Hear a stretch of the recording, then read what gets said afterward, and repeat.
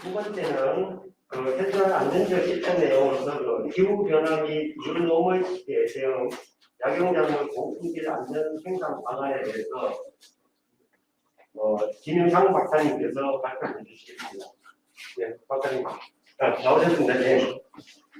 김영상 박사님 양력에 대해서 간단히 소개해 드리겠습니다. 김현장 박사님은 충남대학교에 수학하시면서 작물 육종 분야의 박사학위를 취득하셨고 2003년 농촌기능성 연구사로 연구를 시작하셨습니다. 현재 국립원예특작과학원 인삼특작부 연구관으로 근무하고 있습니다. 자, 뜨거운 박수로 환영합니다. 네, 안녕하십니까. 방금 소개받은 국립원예특작과학원 인삼특작부 김영창입니다.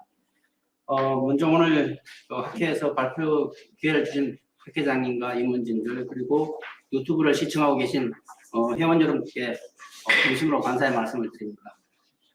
제가 오늘 발표할 내용은 기후변화 및 뉴노멀 시대 대응 약용작물 고품질 안정 생산 방안에 관한 것입니다. 네, 발표를 시작하겠습니다. 발표 순서는 약용작물 일반 현황과 지금까지 개발된 R&D 연구 성과 그리고 안전 생산 방안에 대해서 말씀드리겠습니다. 먼저 약용작물 일반 현황이 되겠습니다. 약용작물 사례 현황입니다. 농식품부 통계에 따르면 19년도 약용작물 전체 면적이 11,306헥타르이고 농가 호수는 3만 호 정도입니다. 생산량은 64,000톤 정도로 집계되고 있습니다. 생산 추이를 보게 되면 2000년 이후 육체적 건강뿐만 아니라 정신적 건강을 찾는 새로운 삶의 문화가 확산되어 웰빙 추구와 건강, 기능성에 관한 관심 증대로 생산량이 증가하였습니다. 2015년 이후 점차 감소하다가 2019년에는 생산량이 다시 증가하였습니다. 재배 면적은 큰 차이가 없고요. 재배 농가는 조금씩 줄어들고 있는 실정입니다.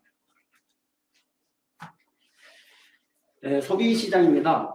먼저 인삼 소비량은 2000년 이후 꾸준히 증가하다가 12년부터 점진적으로 감소해 19년도에는 1인당 300g 정도의 소비를 하는 것으로 나타났습니다.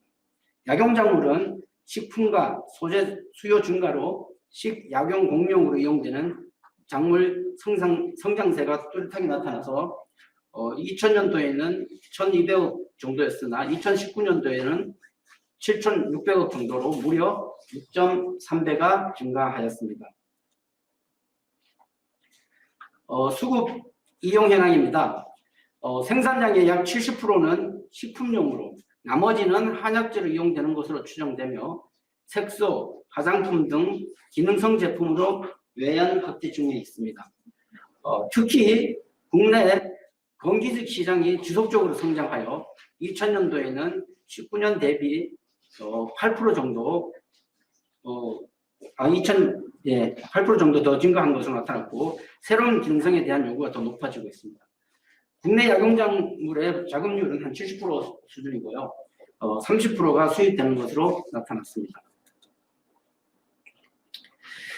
뒤에 발표를 하시겠지만 건강기능성 식품의 시장입니다.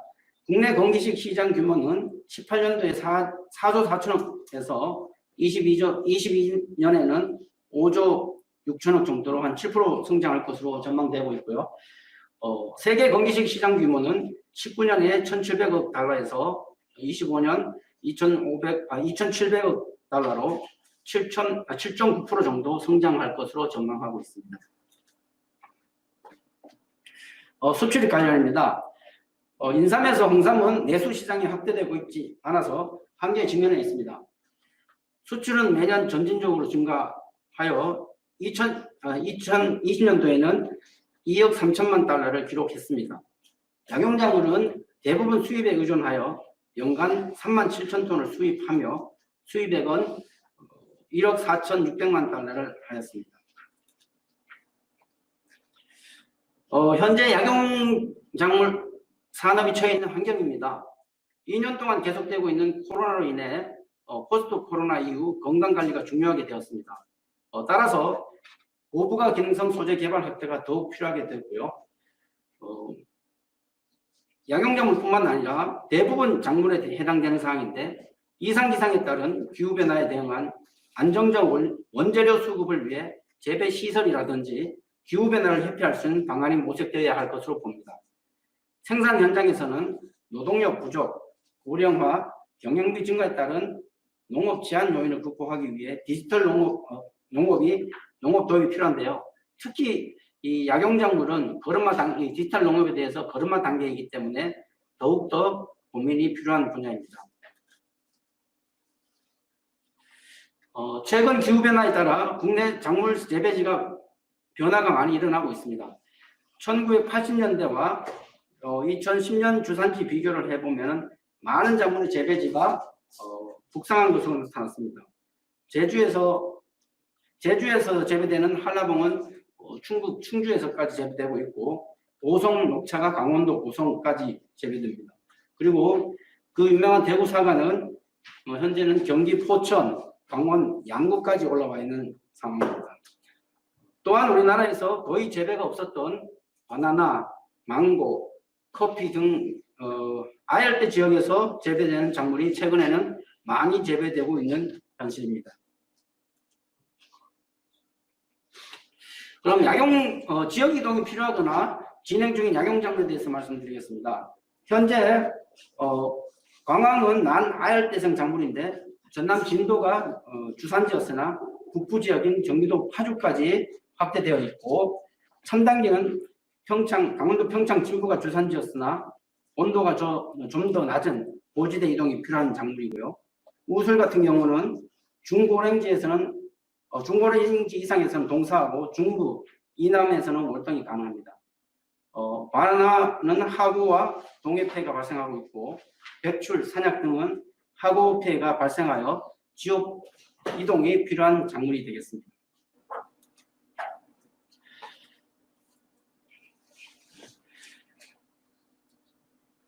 네, 약용작물 생산 변화에 따른 시사점을 살펴보면 생산 측면에서는 제열 저항성, 수입 대체, 신품종 육성과 경영비 증가에 따른 생산 기술 요구가 증가하고 있고요. 소비 측면에서는 식용, 한약재에서 건강기능성식품, 화장품 등으로 소비 트렌드가 변화하고 있습니다.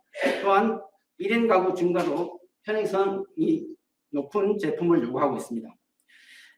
정책 측면에서는 스마트팜 확대 등 첨단 농업 육성이 필요한 시점입니다. 따라서 기후변화에 대응한 작목별 맞춤형 품종 개발과 보급, 안정 생산과 소비자 신뢰 확보를 위한 안전 생산 기술이 필요합니다. 여기에 기능성 효능을 분명하고 식품, 화장품 등 웰빙 건강 소재 개발도 확대할 필요가 있을 것으로 봅니다. 예, 다음은 농촌진흥청에서 개발한 주요 약용작물 연구 성과에 대해서 말씀드리겠습니다. 먼저 품종 개발입니다.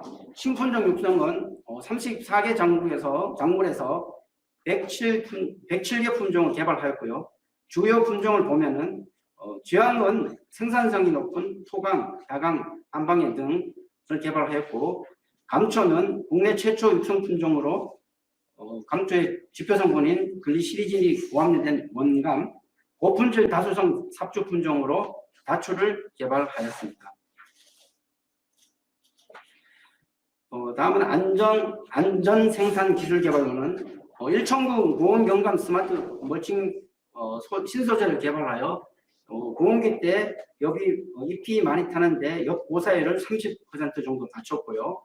원지 등 4개 작목에 대해서 종자 생산 방법이라든지 매뉴얼을 보급하여 고품질 안정 생산에 기여하였습니다. PLS에 대응하여 8개 작목, 23개 품목에 대해서 적용 농약을 선발하였고, 곰팡이, 독소, 벤조피렌 등 병해충과 유해물질 안전관리 기술을 개발하였습니다.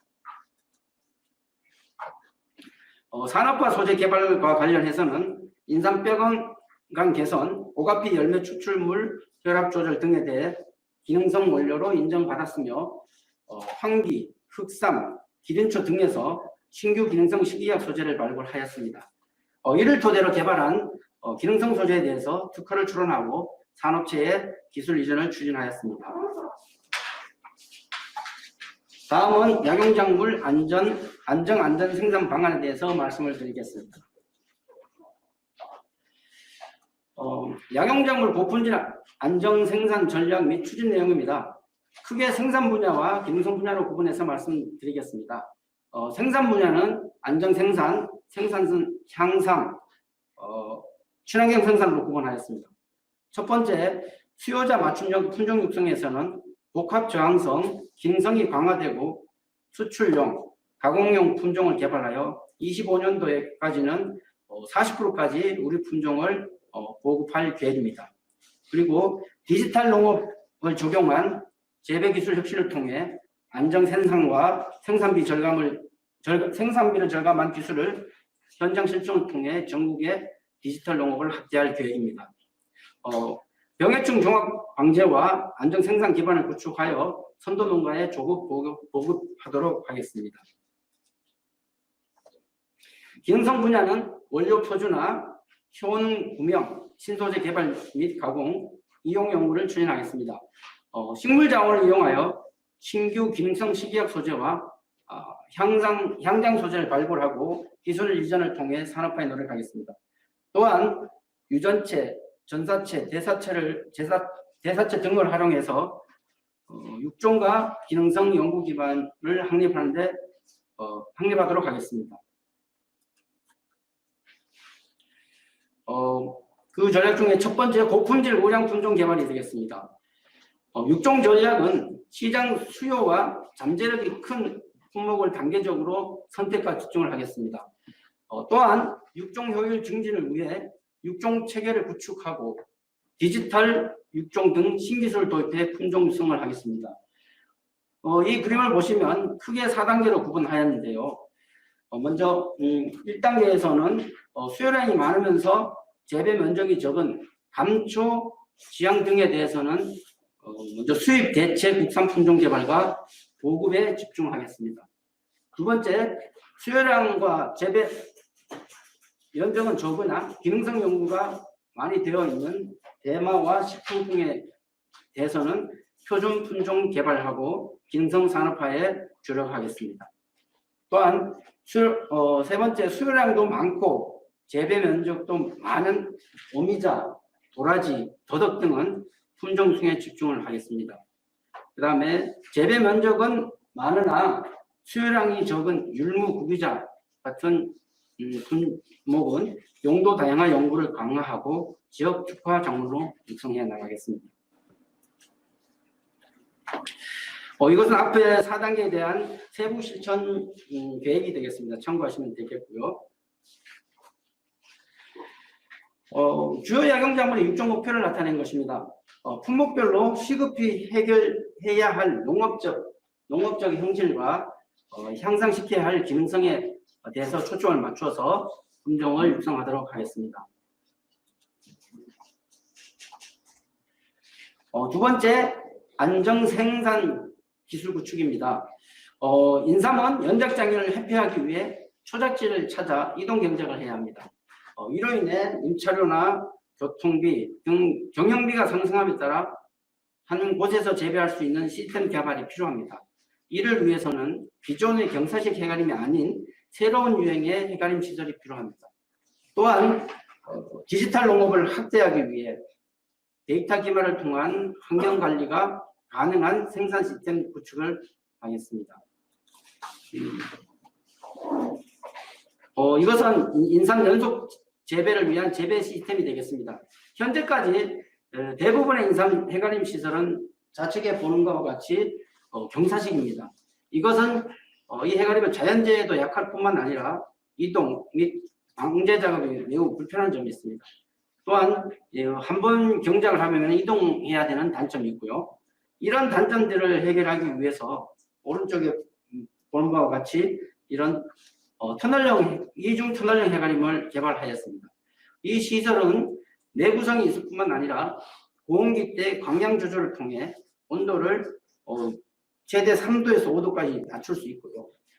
시설 내에서 기계 보는 것 같이 기계 작업이 가능합니다. 연적장애 경감 기술이 정착만 된다면은 이 시설 내에서 이동 없이 연속적으로 재배할 수 있을 거라고 기대하고 있습니다. 또한 광관리, 수분, 온도 관리를 자동화할 수 있기 때문에 이 시설은 앞으로 연구가 더 필요할 것으로 기대하고 있습니다. 기후변화에 대응하고 생산비 절감을 위해서는 안정 생산 기반 구축이 반드시 필요합니다. 그 방안으로 요즘 합의가 되고 있는 디지털 농업입니다. 보시는 바와 같이 디지털 농업이란 농업 관련 생산, 유통, 소비 등에서 데이터를 디지털 형식으로 수집하고 저장, 관리, 결합, 분석 및 공유하여 의사결정 진행과 새로운 가치를 창출하는 것인데요. 기존의 정밀 농업이나 스마트 농업보다는 생산, 유통, 소비 등의 농업 활동 전 과정에서 데이터를 적극 활용하는 것이 되겠습니다. 이 디지털 농업을 추진하기 위해서는 몇 가지 조건이 필요합니다. 농촌진흥청에서는 디지털 농업 보급 확대를 위해 농업 기술 데이터 생태계 구축을 위한 많은 노력을 하고 있습니다. 그 첫 번째가 데이터 수집 및 관리입니다. 농업 데이터에서는 생산, 유통, 소비에 따라 많은 것들이 있는데요. 연구실에서 농업 현장까지 데이터 수집이 필요한데 농업 데이터는 계절, 지역, 품종 등 다양한 요인이 있어서 무엇보다도 데이터 표준화와 수집 관리 분석 체계 마련이 중요합니다. 그리고 데이터 전 주기에 대한 품질 관리를 강화해야 합니다. 두 번째 인공지능 서비스입니다. 앞으로 노동력 절감과 정밀 농업을 위해 농업 분야에서도 AI 도입이 확대될 것으로 봅니다. 노지에서 생산성 향상 생육 관리를 위한 AI 모델 개발을 통해 생육 관리를 하고 토양, 기상, 소비 등 빅데이터를 연계를 통한 유망 작목 발굴과 마케팅 전략 수립 등 농업인 의사결정 지원 모델 개발이 필요합니다. 세 번째, 데이터 개방 공유를 통한 기술 창업을 지원하고 유관기관과 협력체계를 구축해야 하고 데이터의 체계적인 저장과 관리, 공유를 위한 데이터 센서를 구축해서 통합 플랫폼을 운영하는 시스템을 구축하고 이것을 최종적으로 전국 시군 농업기술센터를 데이터 수집과 확산을 위한 지역 거점으로 육성할 계획입니다. 원예작물 디지털 기술 접목에 관한 겁니다. 원예작물에서는 서민 생활 민감 채소 수급 안정을 위해 도입하고 있고요. 배추 같은 경우는 인공위성 드론을 활용해서 재배 면적이라든지 작황 예측으로 수급을 지원하고 있고 양파는 주산지 수확량 예측과 저장, 가공, 재고량 파악 등 기술을 개발하고 있습니다. 사과는 기후변화 대비를 해서 적지 작목 추천에 활용할 계획입니다. 이 기술들은 현장 실증을 주요 시군을 중심으로 적용 후에 전국으로 확산할 계획입니다. 이 약용작물은 대부분 노지에서 재배되기 때문에 노지 디지털 농업 기반을 갖추어야 합니다.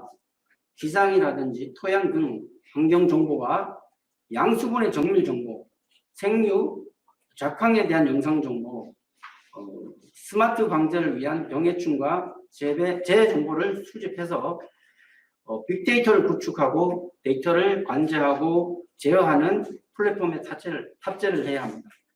약용작물 노지 디지털 농업이 확대되기 위해서는 데이터 수집 후 생육 진단 예측 모델을 개발하고 개발된 이 기술이 현장에 조기 정착될 수 있도록 정책 사업 지원에 노력을 해야 될 것 같습니다.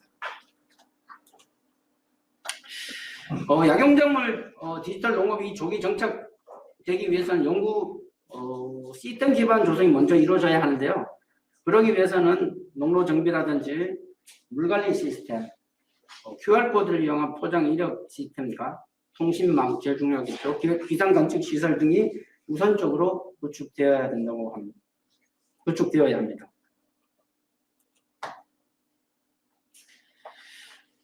세 번째, 안정 생산 기술 개발입니다. 안정된 생산을 하기 위해서는 병해충 관리가 필요하며 먹거리에 대한 소비자 불신을 해소하기 위해서 농약 관리가 중요합니다. 인삼에서는 연작장애, 병원균 진단 기술 등 종합 방제 기술을 개발하고, 약용작물에서는 PLS에 대응한 농약, 미등록 약용작물 방제 약제를 선발하고 균 방제용 친환경 소재를 개발하겠습니다. 네 번째, 기능성 연구입니다. 포스트 코로나 이후 뉴노멀 시대에서는 방역과 웰빙이 더 강화될 것으로 봅니다. 이에 따라 면역 강화, 정신건강 등에 대한 건강식품 기능성 원료 개발을 강화하고, 의약품과 미백 주름 개선에 도움을 주는 기능성 화장품 등 신규 기능성 소재 발굴을 하고, 대사체를 활용한 표준 분석법 개발과 발효, 숙성, 호재 등 기술을 적용하여 기능성 증진 기술을 개발하겠습니다. 이런 기능성 연구가 추진되기 위해서는 이제 무엇보다도 표준화된 원료가 안정적으로 생산되어야 된다고 합니다. 새로운 용도 발굴을 위한 우리용 대마 생산 품질 표준화, 소면적 작물의 표준 생산 기술 개발과 원료 표준화 기술 개발과 투경 자원에 활용한 효능 성분 최대 생산 기술 개발 등 여러 과제 수행이 필요합니다. 지금까지 말씀드린 과제와 업무를 원활하고 효율적으로 추진하기 위해서는 어느 기관 하나만으로 되는 것이 아니라 여러 기관 간 협업이 절대적으로 필요합니다. 농촌진흥청을 비롯하여 농식품부, 또 농업기술원, 대학, 산업체, 농가 등이 유기적으로 연계해야만 멋진 작품이 이루어지지 않을까 생각합니다. 여기까지 저의 발표를 마치도록 하겠습니다. 감사합니다. 네, 김준상 박사님께서 포괄적인 내용에 대해서 잘 말씀해 주셨습니다. 혹시 질의사항이 있거나 질의는 주시겠습니다.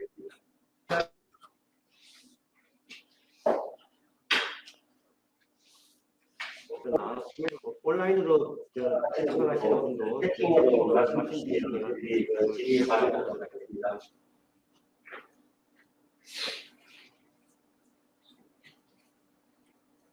네, 시작드리겠습니다. 네, 김인상 박사님 발표 너무 잘 들었습니다. 굉장히 가슴 절절하게 파고드는 그런 내용으로 말씀해 주셔서 적극적으로 모든 부분 다 공감하고요. 특히 이제 맞춤식 품종 개발이라든지 품종의 다양화 이런 부분들, 그래서 좀 원료 생산부터 준비라는 걸 개발해야 되는 그런 기반을 만드는 부분이 굉장히 중요한 부분입니다. 지금 전반적으로 품종이 좀 많이 개발되고 있지만 그 이후에 품종의 공급 부분은 또 사실 거기에 맞춰서 그렇게 쏙쏙 진행이 되고 있지 않은 그런 상황들이 있는 것 같습니다. 품종 개발도 필요하고 적극적으로 개발된 품종을 농민들한테 보급하는 그런 대책이 필요하다고 하는데, 그런 부분에 대한 어떤 대책이 있습니다. 예, 먼저 인삼 같은 경우는 지금 우리가 품종을 5개 개발하고 있지만 많이 보급되어 있지 않은 상황입니다. 그래서 인삼은 저희들이 일단 우리가 농업기술 실용화 재단을 통해서 농가와 계약을 해서 보급할 계획이고요. 지금 올해 스타트를 했고요. 그다음에 약용작물 같은 경우도 지자체별로 도농업기술원에서 자체 개발 품종도 많기 때문에 약용작물 또 그 지자체 시스템을 맞춰가지고 보급을 하고, 또 약용작물도 마찬가지로 인삼과 마찬가지로 실용화 재단을 통해서 우리가 개발된 품종에 대해서 조기 보급을 하려고 그 시스템을 하려고 하고 있습니다. 그리고 우리 청에서는 이제 신품종이 개발되면은 신품종 보급 사업이 있습니다. 그래서 그걸 이제 지자체별로 다 할 수는 없지만은 매년 한 8개에서 10개소를 선정해가지고 그 신품종에 대해서 보급 사업도 하고 있는 현실입니다. 예, 또 다른 질의사항 있습니까?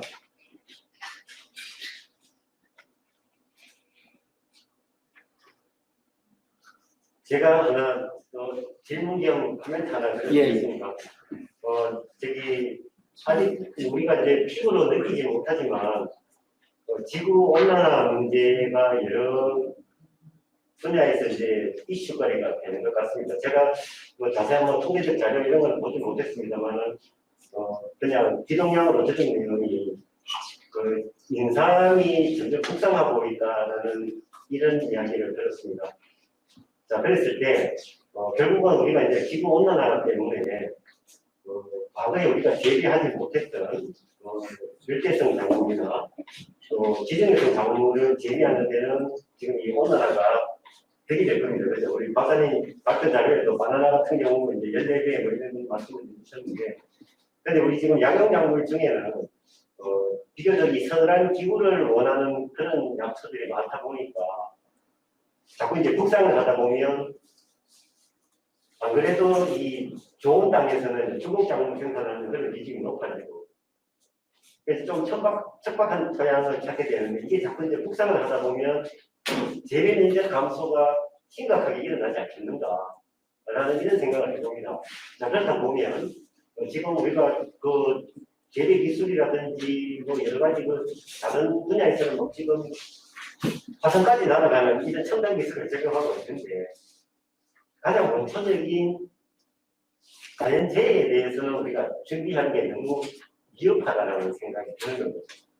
그래서 결국은 농촌진흥청이나 각 지자체의 농업 관련 연구기관이 아니면 이 약용작물은 종자 개발에 의한 소득이 약하기 때문에 중앙정부라든지 지방자치단체에서 품종 입성을 해야 된다고 보면 정말 디지털 농업도 중요하지만 우리가 이 재배 면적을 확대할 수 있는 재배 면적의 한계를 극복할 수 있는 품종 육성도 굉장히 중요한 요소 아니겠는가, 예, 그런 생각을 해봅니다.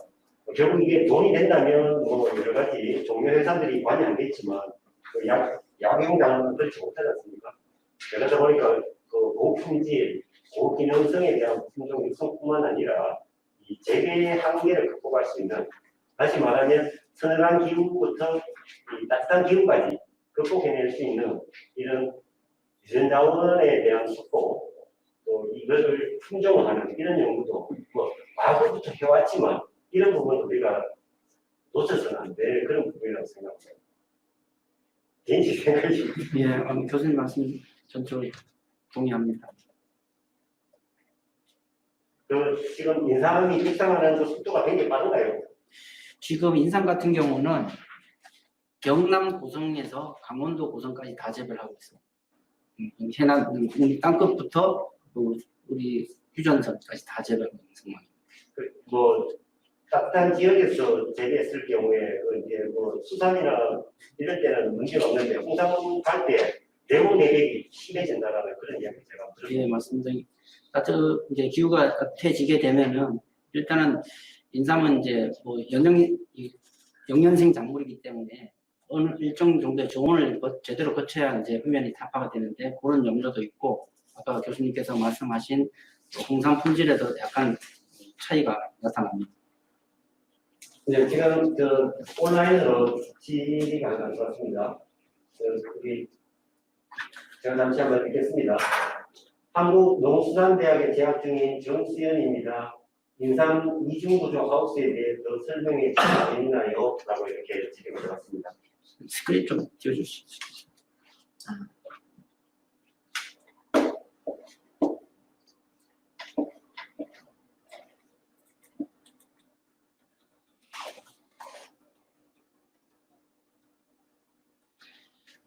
지금 우리나라 거의 대부분의 아직까지 현재 인삼 해가림은 이렇게 경사식으로 하고 있습니다. 경사직은 보시게 되면 여기가 이렇게 180이고 여기 100cm 전주 구조라고 하는데 여기 다니게 되면은 작업도 불편하고 직접 들어가서 방제 작업도 불편합니다. 그리고 또 태풍이라든지 흡설이 오게 되면은 이 쉽게 무너지거나 이게 날아갈 수 있기 때문에 이제 저항성이 좀 약한 편이죠. 그래서 이제 기존의 이거 틀을 벗어나서 선원용으로 바꾸려고 이렇게 시도하고 있는데 기존의 해가림은 인삼 해가림은 여기서 그냥 일반 하우스에다가 이렇게 시도를 했는데 우리 인삼가에서는 여기에 이중 구조라고 해가지고 기존 하우스 있고 여기 외부를 보시게 되면 한 석가래가 더 있습니다. 연결이. 그래서 이렇게 되면은 고온기 때 차광을 해가지고 자동적으로 차광을 해가지고 온도를 다운시킬 수도 있고요. 그리고 또 이 필름에 따라서 이게 또 생육을 완급을 조절할 수 있기 때문에 현재 지금 이 대형으로 이렇게 재배를 하려고 합니다. 그래서 지금 이제 이렇게 되면은 일단 터널이 씌워져 있기 때문에 이거 경사식보다가 병에도 훨씬 덜합니다. 인상 가장 심한 병이 전문의병이 탄저병이 덜한데 그리고 그 단점은 이게 좀 시설비가 많이 든다는 거죠. 이거에 비해서 한 4배 정도 더 들어갑니다. 시설비가. 하지만은 이것을 이 4배 정도 되지만은 시설비가 여기서 4배 정도의 보상을 받기 위해서는 연속 재배를 해야 되는 거죠. 그래서 연속 재배, 인삼은 연속 재배를 하게 되면 수확 후 연속 재배를 하면 뿌리 적은 병원균에 인해서 이렇게 피해가 많은데 이걸 극복하기 위해서 우리가 훈중 처리라든지 기타 방법으로 연작을 할 수 있는 방법도 연구 중에 있습니다. 예, 김수현 회원님 충분한 설명이 됐었는지 모르겠습니다.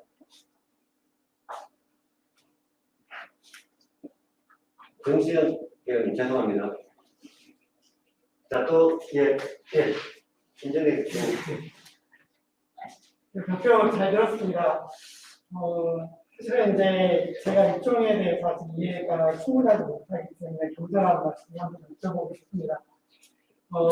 사실은 이제 저희가 미국과 기술이라는 영화는 속에서 나오는 그리고 또 이제 코로나 이후에 글로벌 체인이 무너지고 나고야 분파 이런 부분들 때문에 사실은 저희의 가장 중요한 요건 중에 하나는 우리의 자원, 우리의 기술, 우리의 품종이라고 하는 것들이 굉장히 중요하다고 생각되었습니다.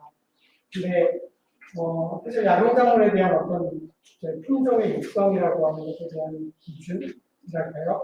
품종의 어떤 방향성이라고 하는 것들에 맞춰서 조사되어져야 되는 기준, 이런 부분들이 사실은 저희가 외국에 있는 리포브라든가 이런 기준과 제가 잘 몰라서 그런데 어느 정도의 차이를 가지고 있는지 아니면 저희만의 새로운 표준 기준들이 만들어지고 있는지 아니면 그냥 리포브에 있는 기준을 그대로 따라가고 있는지 그런 부분들에 대해서 조금 그리고 또 어떻게 변화해야 될까라고 하는 부분도 한번 같이 이야기해봐 주시면 감사하겠습니다.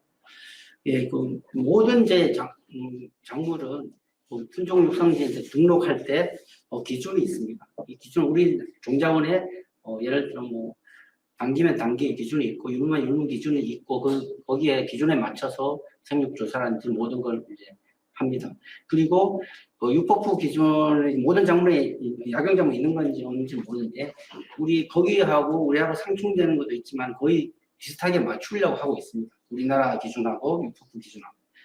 그리고 약용작물은 뭐니 해도 지금 약용작물뿐만 아니라 대부분 작물이 지금 현재까지 재배된 거는 생산자 위주로, 그러니까 병에 적게 걸리고 그다음에 수량이 많은 이런 쪽으로 왔는데 약용작물은 말 그대로 약용작물이니까 그 특정 약용작물에 대한 특정 효능이 있기 때문에 그 성분 위주로 성분 육종이라든지 그거를 높일 수 있는 앞으로 그런 육종을 또 해야 되지 않을까. 지금도 그렇게 방향을 또 맞춰서 가고 있습니다. 우리만이 가지고 있는 독특한 그런 표준 기준들을 예, 다 있습니다. 예. 예, 또 다른 질의 없으십니까? 예, 그럼 두 번째 특강은 이렇게 마치도록 하겠습니다. 감사합니다. 감사합니다.